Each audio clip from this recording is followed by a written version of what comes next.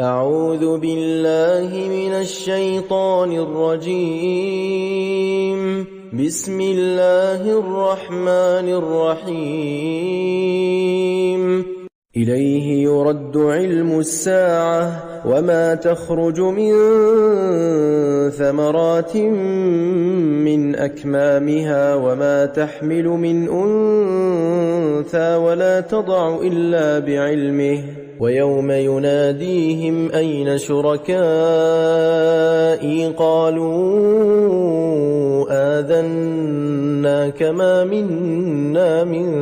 شهيد وضل عنهم ما كانوا يدعون من قبل وظنوا ما لهم من محيص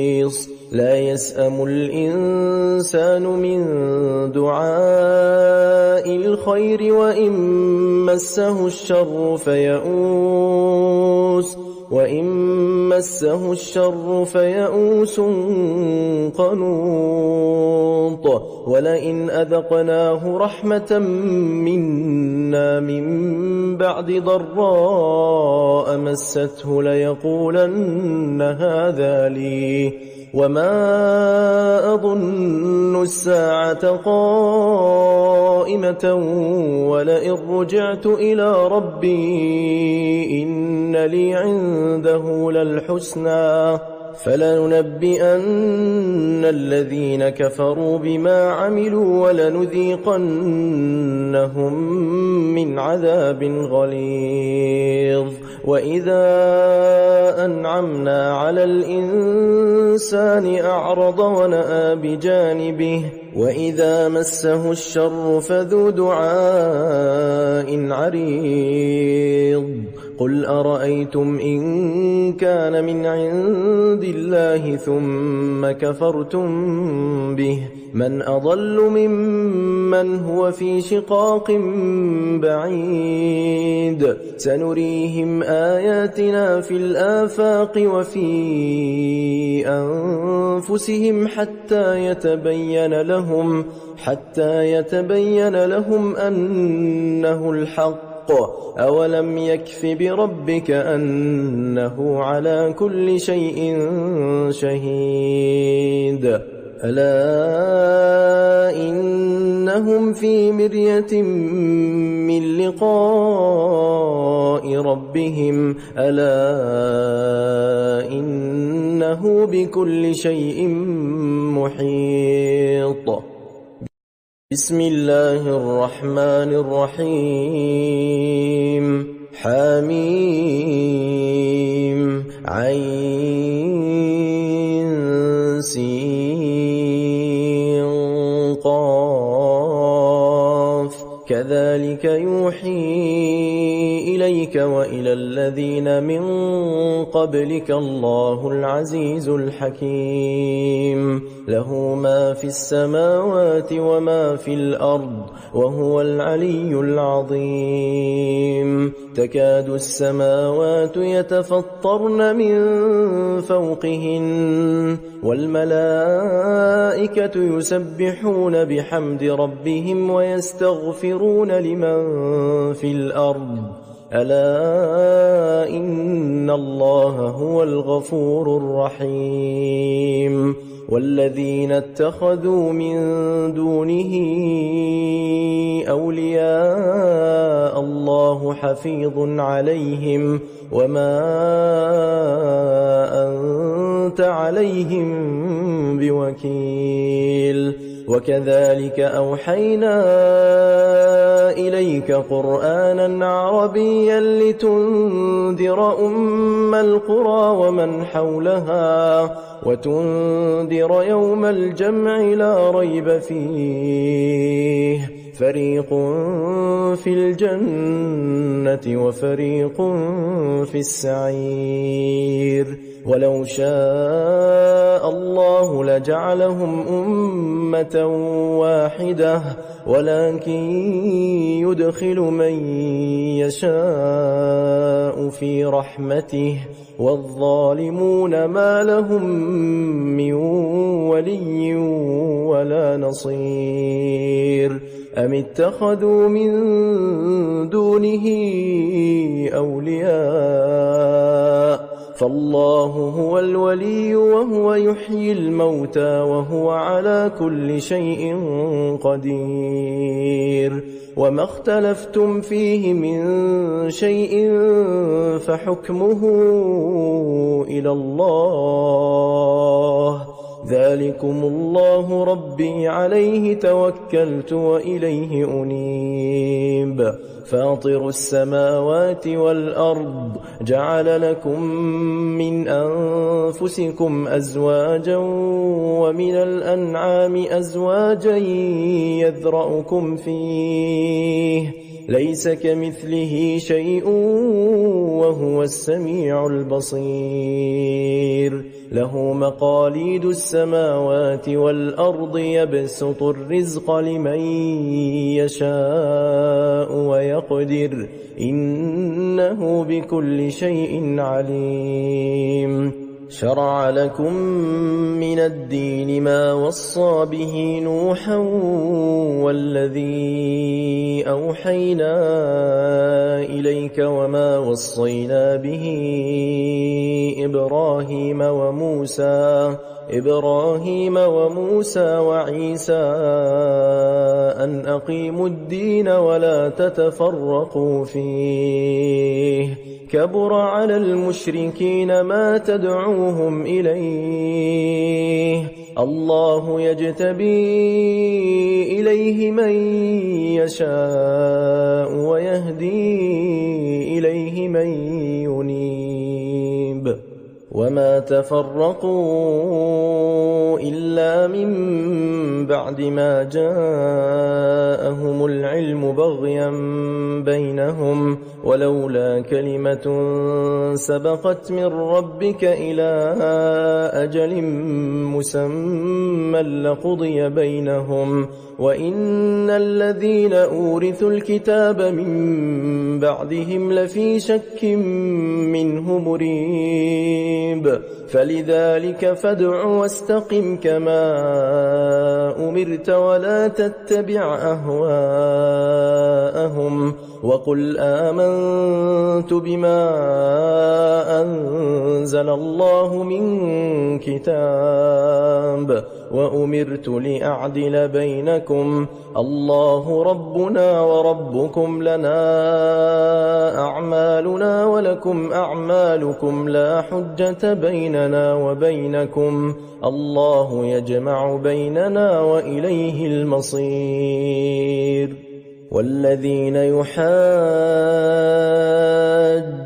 في الله من بعد ما استجيب له حجتهم داحضة عند ربهم وعليهم غضب ولهم عذاب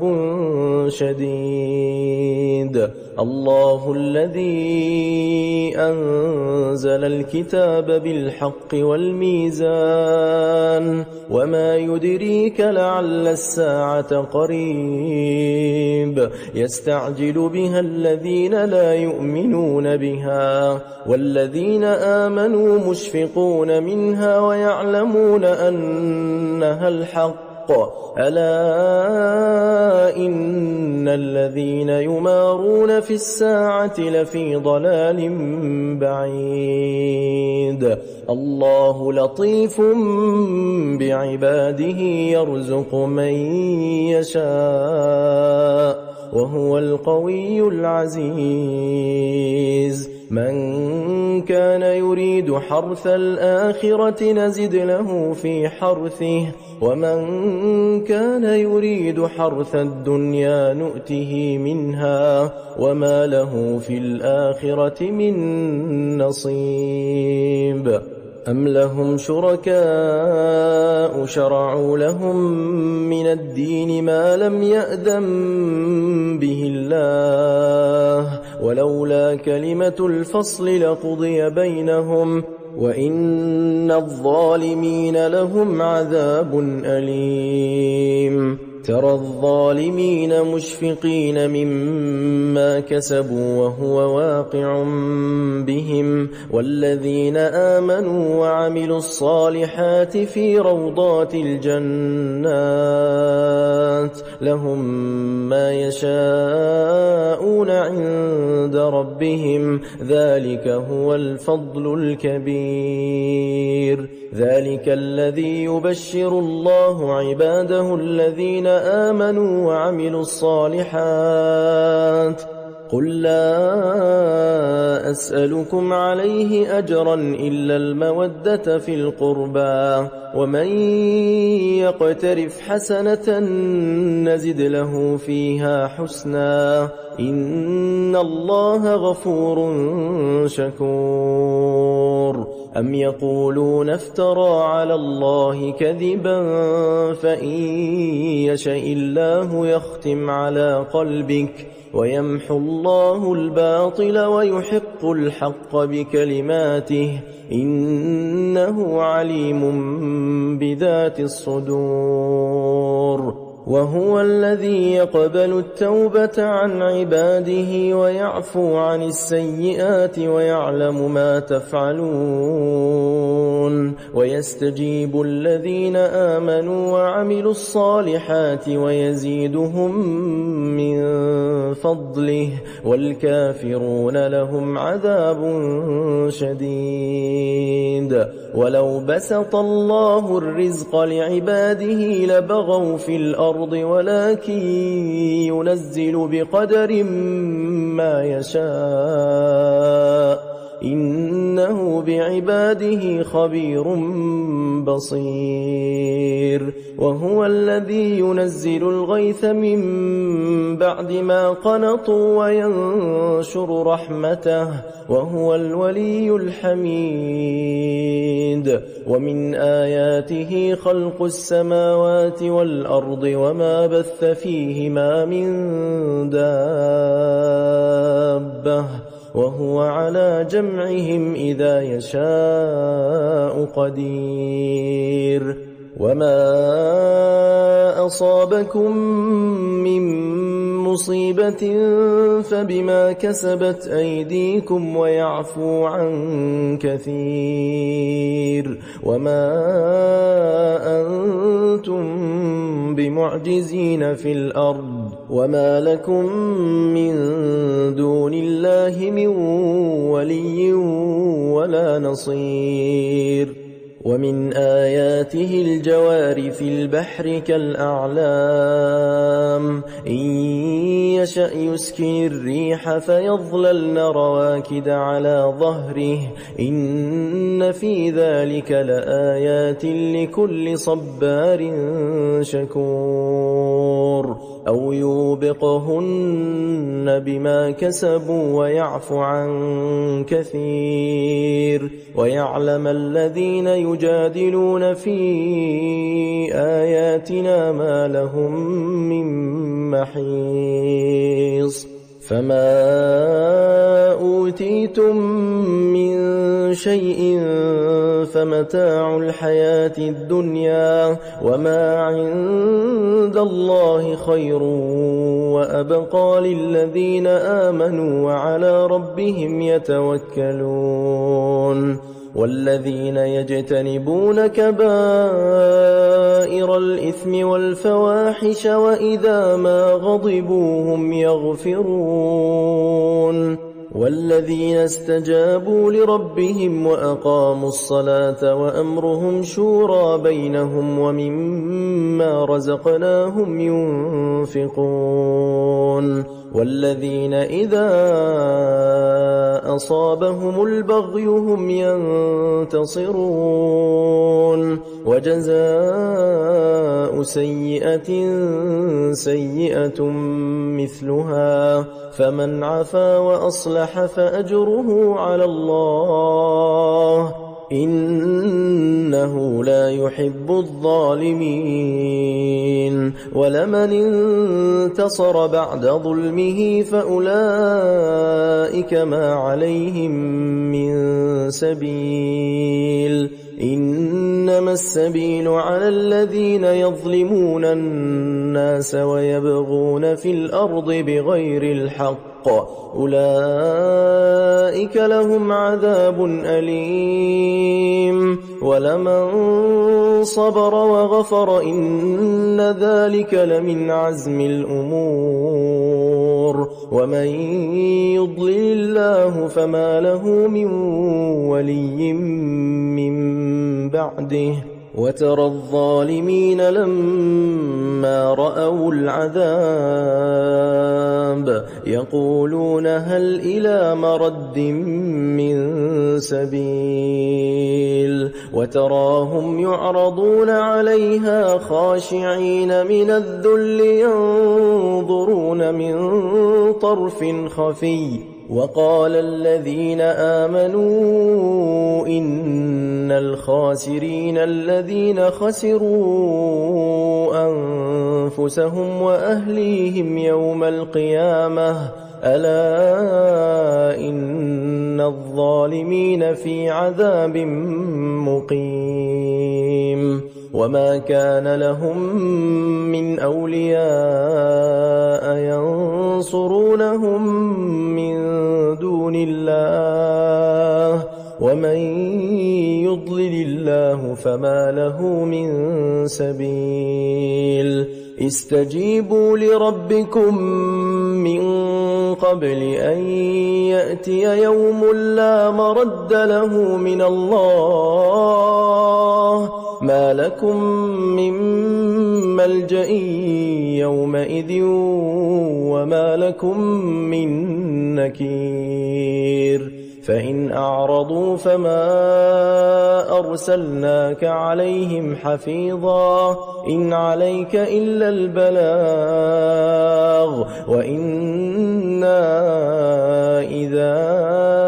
أذقنا الإنسان منا رحمة فرح بها وإن تصبهم سيئة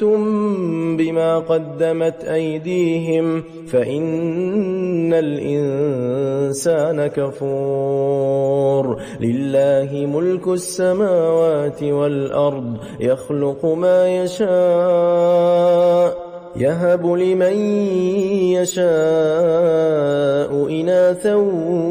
ويهب لمن يشاء الذكور أو يزوجهم ذكرانا وإناثا ويجعل من يشاء عقيما إنه عليم قدير وما كان لبشر أن يكلمه الله إلا وحيا أو من وراء حجاب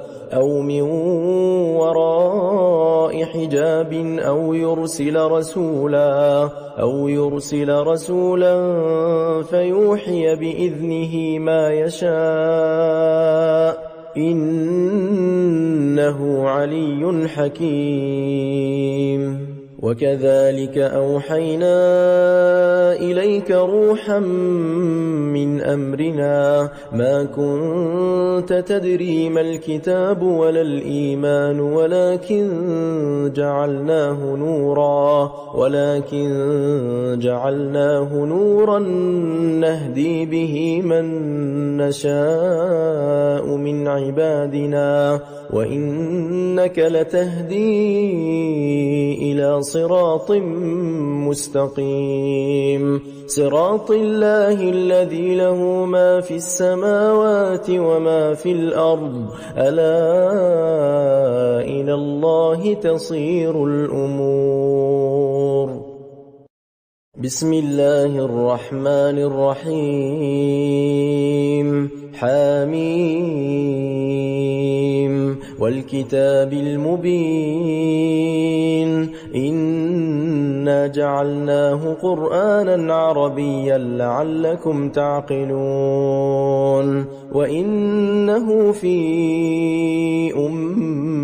الكتاب لدينا لعلي حكيم أفنضرب عنكم الذكر صفحا أن كنتم قوما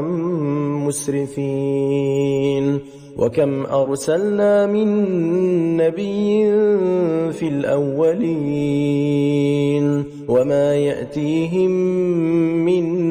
نبي إلا كانوا به يستهزئون فأهلكنا أشد منهم بطشا ومضى مثل الأولين ولئن سألتهم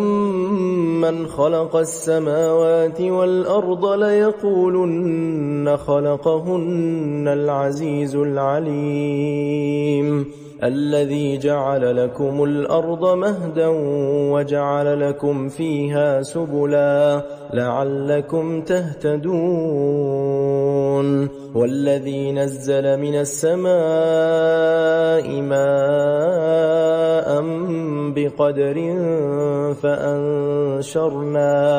فأنشرنا به بلدة ميتا كذلك تخرجون والذي خلق الأزواج كلها وجعل لكم من الفلك والأنعام ما تركبون لتستووا على ظهوره ثم تذكروا نعمة ربكم إذا استويتم عليه وتقولوا سبحان الذي سخر لنا هذا وما كنا له مقرنين وإنا إلى ربنا لمنقلبون وجعلوا له من عباده جزءا إن الإنسان لكفور مبين أم اتخذ مما يخلق بنات وأصفاكم بالبنين وإذا بشر أحدهم بما ضرب للرحمن مثلا ظل وجهه مسودا وهو كظيم أومن ينشأ في الحلية وهو في الخصام غير مبين وجعلوا الملائكة الذين هم عباد الرحمن إناثا أشهدوا خلقهم ستكتب شهادتهم ويسألون وقالوا لو شاء الرحمن ما عبدناهم ما لهم بذلك من علم إن هم إلا يخرصون أم آتيناهم كتابا من قبله فهم به مستمسكون بل قالوا إنا وجدنا آباءنا على أمة وإنا على آثارهم مهتدون وكذلك ما أرسلنا من قبلك في قرية من نذير إلا قال مترفوها إنا وجدنا آباءنا على أمة وإنا على آثارهم مقتدون قال أولو جئتكم بأهدى مما وجدتم عليه آباءكم قالوا إنا بما أرسلتم به كافرون فانتقمنا منهم فانظر كيف كان عاقبة المكذبين وإذ قال إبراهيم لأبيه وقومه إنني براء مما تعبدون إلا الذي فطرني فإنه سيهدين وجعلها كلمة باقية في عقبه لعلهم يرجعون بل متعت هؤلاء وآباءهم حتى جاءهم الحق ورسول مبين ولما جاءهم الحق قالوا هذا سحر وإنا به كافرون وقالوا لولا نزل هذا القرآن على رجل من القريتين عظيم أهم يقسمون رحمة ربك نحن قسمنا بينهم معيشتهم في الحياة الدنيا ورفعنا بعضهم فوق بعض درجات ليتخذ بعضهم بعضا سخريا ورحمة ربك خير مما يجمعون ولولا أن يكون الناس أمة واحدة لجعلنا لمن يكفر بالرحمن لبيوتهم سقفا من فضة ومعارج عليها يظهرون ولبيوتهم أبوابا وسررا عليها يتكئون وزخرفا وإن كل ذلك لما متاع الحياة الدنيا والآخرة عند ربك للمتقين ومن يعش عن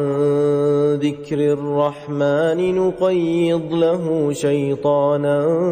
فهو له قرين وإنهم ليصدونهم عن السبيل ويحسبون أنهم مهتدون حتى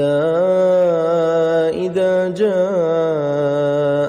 قال يا ليت بيني وبينك بعد المشرقين فبئس القرين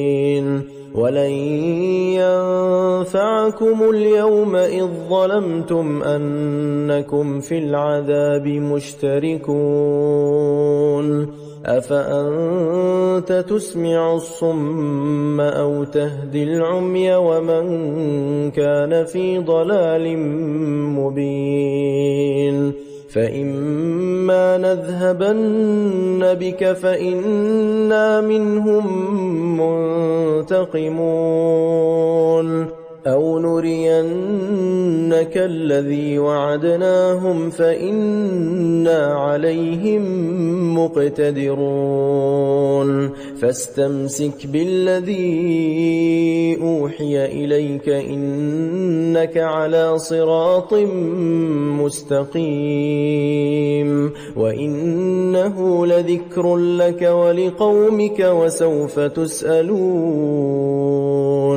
واسأل من أرسلنا من قبلك من رسلنا أجعلنا من دون الرحمن آلهة يعبدون ولقد أرسلنا موسى بآياتنا إلى فرعون وملئه فقال إني رسول رب العالمين فلما جاءهم بآياتنا إذا هم منها يضحكون وما نريهم من آية إلا هي أكبر من أختها وأخذناهم بالعذاب لعلهم يرجعون وقالوا يا أيها الساحر ادع لنا ربك بما عهد عندك إننا لمهتدون فلما كشفنا عنهم العذاب إذا هم ينكثون ونادى فرعون في قومه قال يا قوم أليس لي ملك مصر وهذه الأنهار تجري من تحتي أفلا تبصرون أم أنا خير من هذا الذي هو مهين ولا يكاد يبين فلولا ألقي عليه أسورة من ذهب أو جاء معه الملائكة مقترنين فاستخف قومه فأطاعوه إنهم كانوا قوما فاسقين فلما آسفونا انتقمنا منهم فأغرقناهم أجمعين فجعلناهم سلفا ومثلا للآخرين ولما ضرب ابن مريم مثلا إذا قومك منه يصدون وقالوا أآلهتنا خير أم هو ما ضربوه لك إلا جدلا بل هم قوم خصمون إن هو إلا عبد أنعمنا عليه وجعلناه مثلا لبني إسرائيل ولو نشاء لجعلنا منكم ملائكة في الأرض يخلفون وإنه لعلم للساعة فلا تمترن بها واتبعون هذا صراط مستقيم ولا يصدنكم الشيطان إنه لكم عدو مبين ولما جاء عيسى بالبينات قال قد جئتكم بالحكمة ولأبين لكم بعض الذي تختلفون فيه فاتقوا الله وأطيعون إن الله هو ربي وربكم فاعبدوه هذا صراط مستقيم فاختلف الأحزاب من بينهم فويل للذين ظلموا من عذاب يوم أليم هل ينظرون إلا الساعة أن تأتيهم بغتة وهم لا يشعرون الأخلاء يومئذ بعضهم لبعض عدو إلا المتقين يا عباد لا خوف عليكم اليوم ولا أنتم تحزنون الذين آمنوا بآياتنا وكانوا مسلمين ادخلوا الجنة أنتم وأزواجكم تحبرون يطاف عليهم بصحاف من ذهب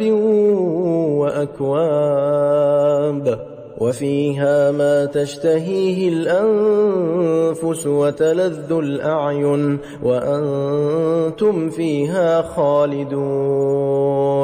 وتلك الجنة التي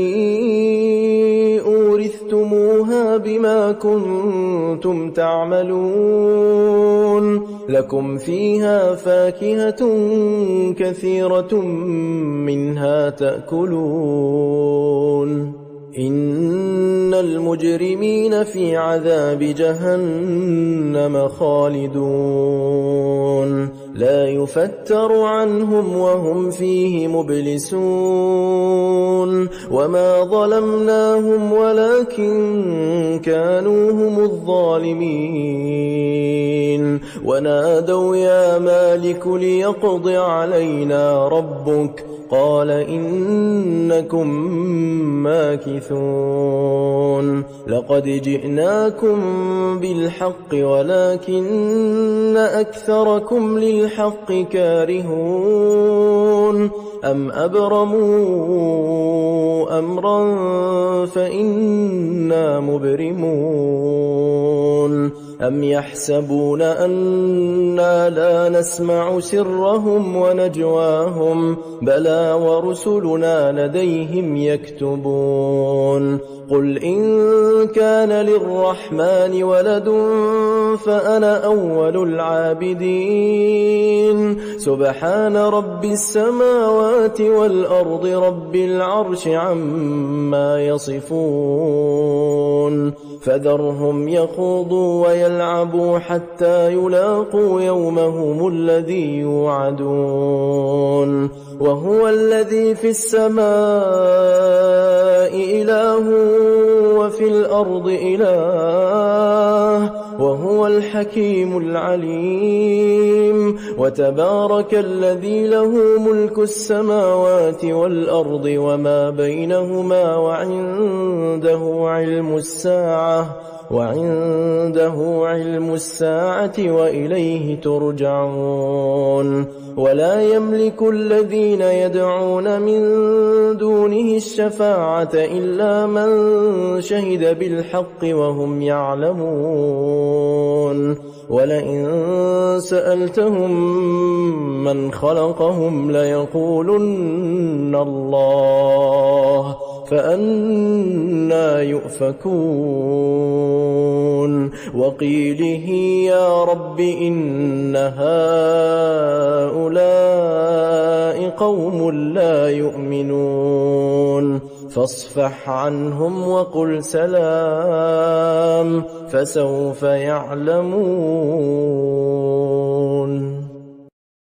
بسم الله الرحمن الرحيم حميم والكتاب المبين إنا أنزلناه في ليلة مباركة إنا كنا منذرين فيها يفرق كل أمر حكيم أمرا من عندنا إنا كنا مرسلين رحمة من ربك إنه هو السميع العليم رب السماوات والأرض وما بينهما إن كنتم موقنين لا إله إلا هو يحيي ويميت ربكم ورب آبائكم الأولين بل هم في شك يلعبون فارتقب يوم تأتي السماء بدخان مبين يغشى الناس هذا عذاب أليم ربنا اكشف عنا العذاب إنا مؤمنون أنى لهم الذكرى وقد جاءهم رسول مبين ثم ثم تولوا عنه وقالوا معلم مجنون إنا كاشف العذاب قليلا إنكم عائدون يوم نبطش البطشة الكبرى إنا منتقمون ولقد فتنا قبلهم قوم فرعون وجاءوا إلي عباد الله إني لكم رسول أمين وأن لا تعلوا على الله إني آتيكم بسلطان مبين وإني عذت بربي وربكم أن ترجمون وإن لم تؤمنوا لي فاعتزلون فدعا ربه أن هؤلاء قوم مجرمون فأسر بعبادي ليلا إنكم متبعون واترك البحر رهوا إنهم جند مغرقون كم تركوا من جنات وعيون وزروع ومقام كريم ونعمة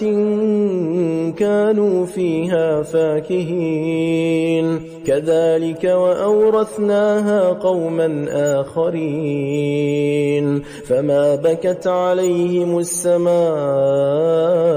والأرض وما كانوا منظرين ولقد نجينا بني إسرائيل من العذاب المهين من فرعون إنه كان عاليا من المسرفين ولقد اخترناهم على علم على العالمين وآتيناهم من الآيات ما فيه بلاء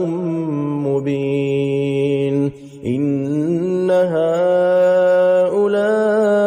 ليقولون إن هي إلا موتتنا الأولى وما نحن بمنشرين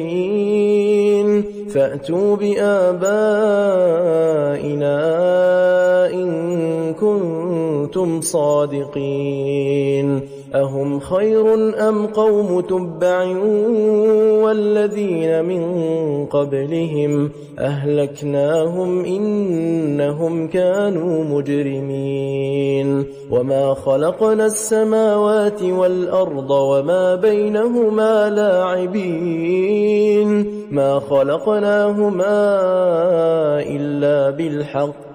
ولكن أكثرهم لا يعلمون إن يوم الفصل ميقاتهم أجمعين يوم لا يغني مولى عن مولى شيئا ولا هم ينصرون إلا من رحم الله إنه هو العزيز الرحيم إن شجرة الزقوم طعام الأثيم كالمهل يغلي في البطون كغلي الحميم خذوه فاعتلوه إلى سواء الجحيم ثم صبوا فوق رأسه من عذاب الحميم ذق إنك أنت العزيز الكريم إن هذا ما كنتم به تمترون إن المتقين في مقام أمين في جنات وعيون يلبسون من سندس وإستبرق متقابلين كذلك وزوجناهم بحور عين يدعون فيها بكل فاكهة آمنين لا يذوقون فيها الموت إلا الموتة الأولى ووقاهم عذاب الجحيم فضلا من ربك ذلك هو الفوز العظيم فإنما يسرناه بلسانك لعلهم يتذكرون فارتقب إنهم مرتقبون بسم الله الرحمن الرحيم حميم تنزيل الكتاب من الله العزيز الحكيم إن في السماوات والأرض لآيات للمؤمنين وفي خلقكم وما يبث من دابة آيات لقوم يوقنون واختلاف الليل والنهار وما أنزل الله من السماء من رزق فأحيا به الأرض بعد موتها وتصريف الرياح آيات لقوم يعقلون تلك آيات الله نتلوها عليك بالحق فبأي حديث بعد الله وآياته يؤمنون ويل لكل أفاك أثيم يسمع آيات الله تتلى عليه ثم يصر مستكبرا كأن لم يسمعها فبشره بعذاب أليم وإذا علم من آياتنا شيئا اتخذها هزوا أولئك لهم عذاب مهين من ورائهم جهنم ولا يغني عنهم ما كسبوا شيئا ولا ما اتخذوا من دون الله أولياء ولهم عذاب عظيم هذا هدى والذين كفروا بآيات ربهم لهم عذاب من رجز أليم الله الذي سخر لكم البحر لتجري الفلك فيه بأمره ولتبتغوا من فضله ولعلكم تشكرون وسخر لكم ما في السماوات وما في الأرض جميعا منه إن في ذلك لآيات لقوم يتفكرون قل للذين آمنوا يغفروا للذين لا يرجون أيام الله ليجزي قوما بما كانوا يكسبون من عمل صالحا فلنفسه ومن أساء فعليها ثم إلى ربكم ترجعون ولقد آتينا بني إسرائيل الكتاب والحكم والنبوة ورزقناهم من الطيبات وفضلناهم على العالمين وآتيناهم بينات من الأمر فما اختلفوا إلا من بعد ما جاءهم العلم بغيا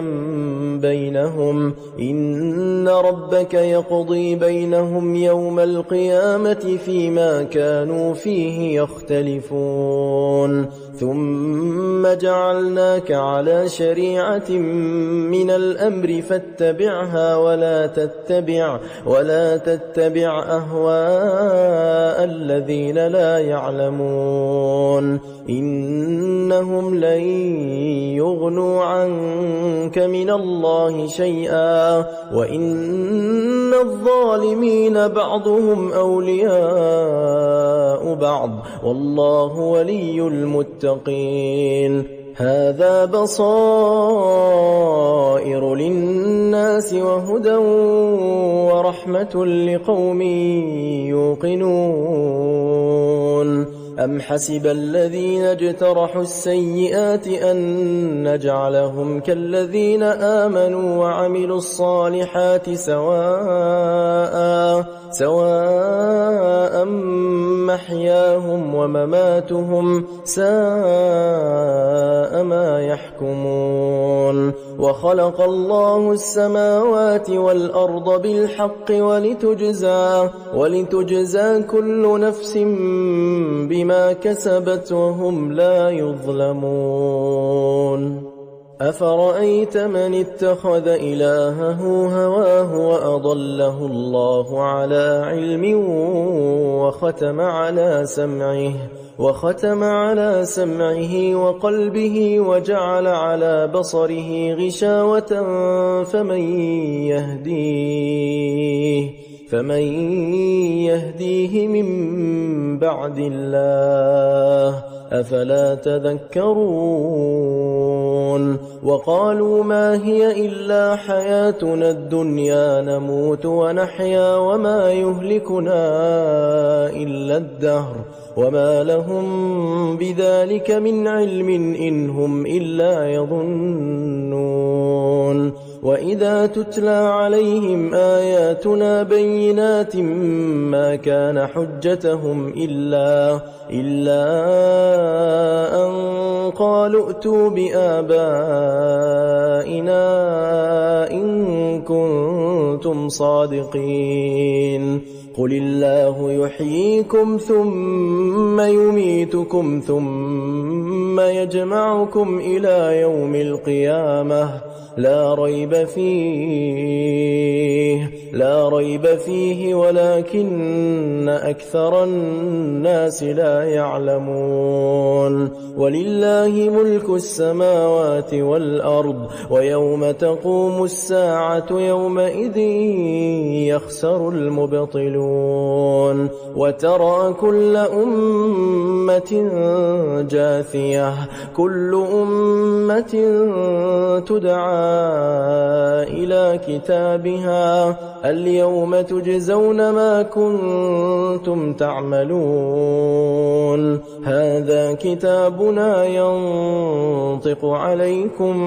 بالحق إنا كنا نستنسخ ما كنتم تعملون فأما الذين آمنوا وعملوا الصالحات فيدخلهم ربهم في رحمته ذلك هو الفوز المبين وأما الذين كفروا أفلم تكن آياتي تتلى عليكم فاستكبرتم وكنتم قوما مجرمين وإذا قيل إن وعد الله حق والساعة لا ريب فيها قلتم ما